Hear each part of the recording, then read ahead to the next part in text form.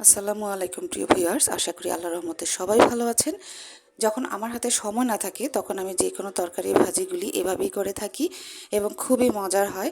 এখানে আমি কহি আর আলু কুচি কুচি করে কেটে খুব ভালো করে ধুয়ে নিয়েছি, তারপর একটি কড়াইতে চাপিয়ে দিয়েছি।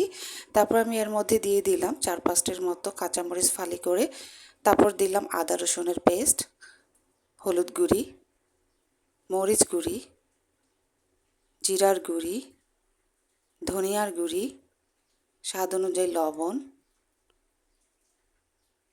রান্নার তেল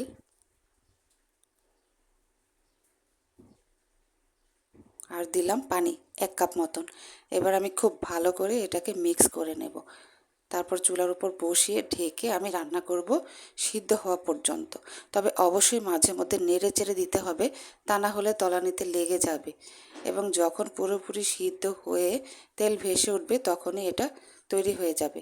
এইভাবে করে দেখবেন, অসম্ভব মজার হয়। সবাই ভালো থাকবেন। আল্লাহ হাফেজ।